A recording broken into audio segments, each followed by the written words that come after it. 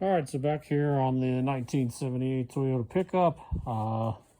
So last time you saw the mess I had with trying to get the engine out of here because the mounts were pinching the side of the block and catching on the pan. And then I got to looking at it, and in fact, the bell housing actually sticks out a little bit further than the pan. And so I couldn't get the engine out of here because the way that I set up the mounts, it just was going to be impossible. So re-engineered that. I ended up going with like a two-piece setup. And so what I basically did was I just ran the plasma cutter at an angle there, and then I took this piece that I cut and then put it on the other side in order to scribe the same angle that I was going to get.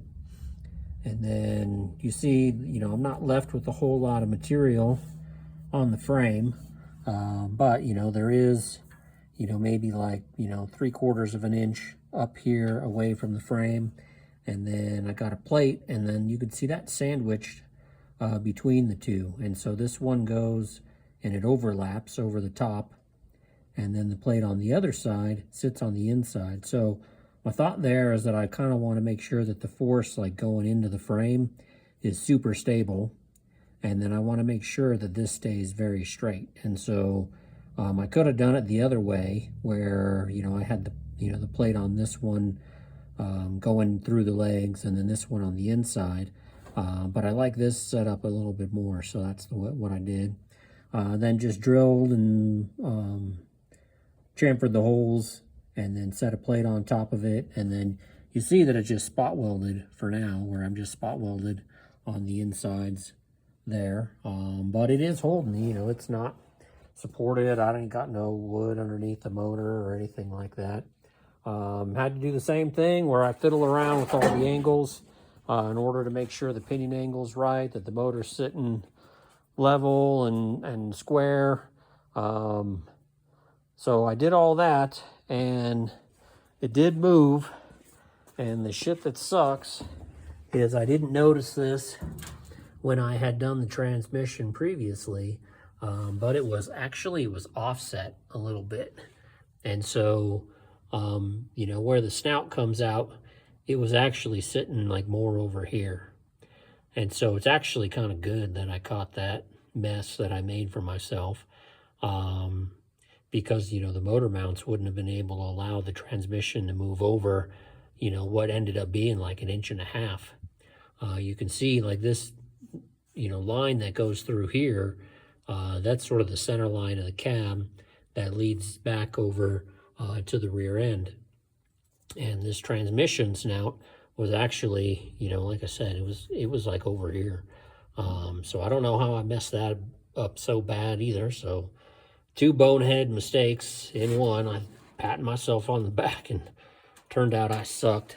The thing that's real terrible about it is them holes that I spent all that time trying to get that cross member all level and square and everything.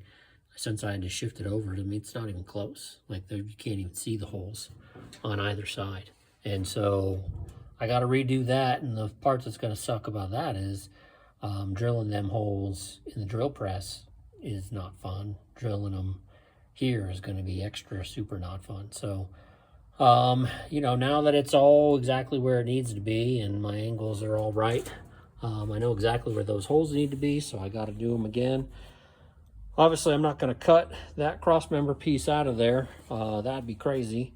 And so I'll just have to, drill it with that in place. And so, yeah, it was quite a faff to get all that stuff squared away. But now I got loads of room. You can see, where that mount comes. I got probably like, 1.5 inches or so on both sides. To clear the pan and everything else from where that mount sits.